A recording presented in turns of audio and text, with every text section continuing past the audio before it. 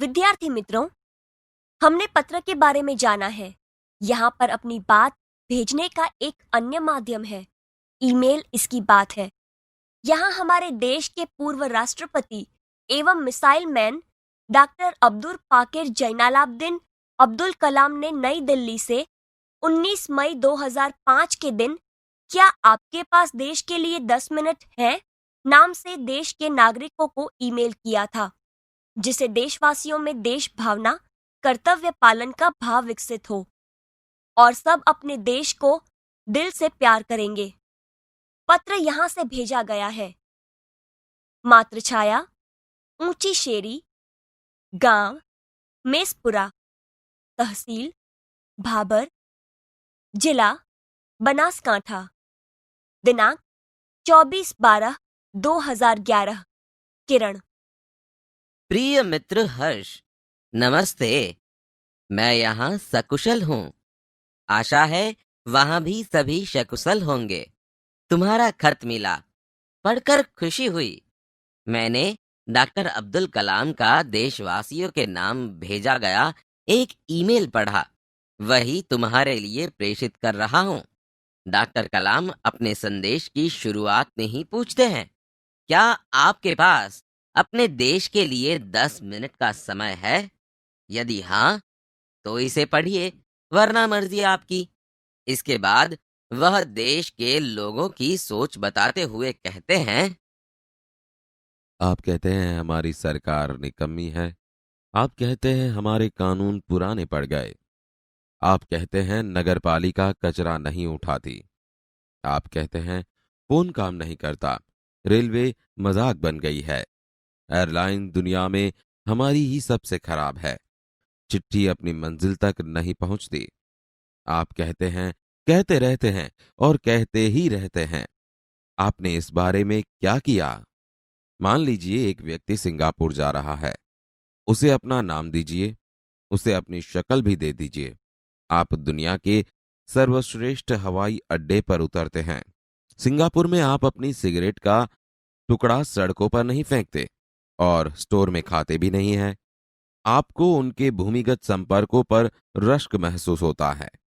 आप शाम 5 बजे से 8 बजे के बीच आर्चर रोड पर कार चलाने का टोल टैक्स तकरीबन 60 रुपए भुगतान करते हैं।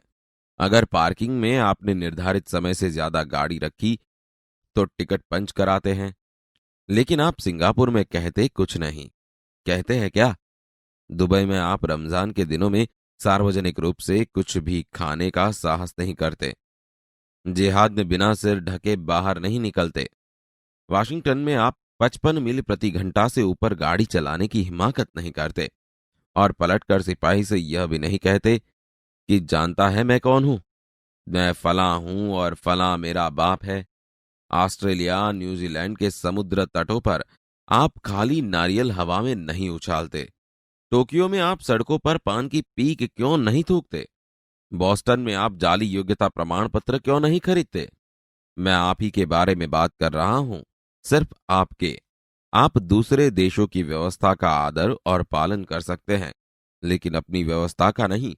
भारतीय धरती पर कदम रखते ही आप सिगरेट का टुकड़ा जहां तहां फेंकते हैं, कागज के पुर्जे उछालते हैं। यदि आप पराये देश में प्रशंसनीय नागरिक हो सकते हैं तो यहां भारत में आप ऐसा क्यों नहीं बन सकते? डॉक्टर कलाम ने मुंबई के पूर्व महानगर पालिका आयुक्त तिनायकर के हवाले से कहा, अमीर लोग अपने कुत्तों को सड़कों पर घुमाने निकलते हैं और जहां तहां गंदगी बिखेर कर आ जाते हैं और फिर वही लोग सड़कों पर गंदगी के लिए प्रशासन पर दोष मढ़ते हैं। क्या वे उम्मीद करते हैं कि वे जब भी बाहर निकलेंगे तो एक अधिकारी झाड़ू लेकर उनके पीछे पीछे चलेगा और जब उनके कुत्ते को हाजत लगेगी तो वह एक कटोरा उसके पीछे लगाएगा?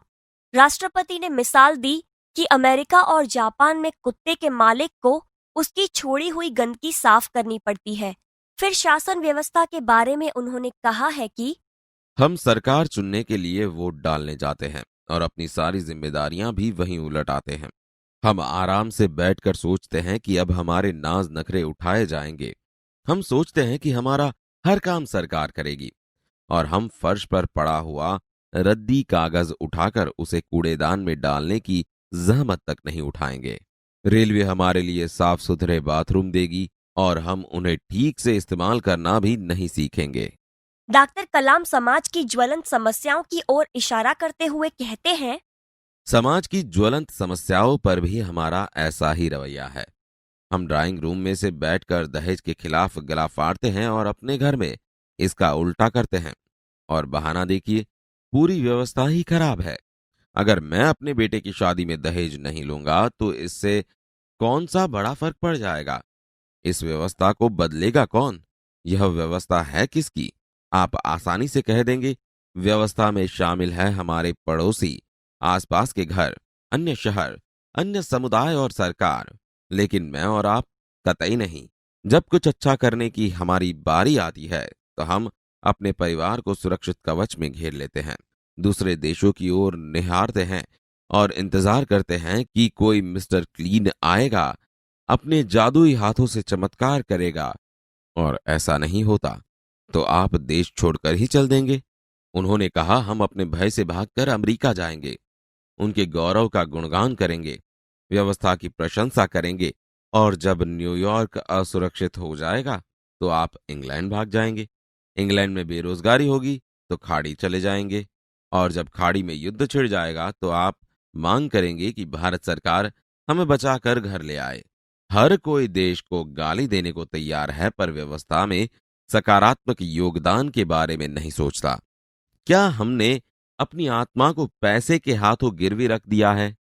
इस प्रकार इस ईमेल के जरिए डॉक्टर कलाम व्यवस्था में नागरिकों के सकारात्मक योगदान के लिए देशवासियों को झकझोर देते हैं। श्रेष्ठ नागरिक बनने की शुरुआत करने की अपील करते हुए संदेश में कहा गया है कि अगर आप वाकई संदेश से सहमत है तो इसे अपने 10 और साथियों को ईमेल से भेजिए। परिवार के सभी बड़ों को मेरा प्रणाम। तुम्हारा मित्र किरण।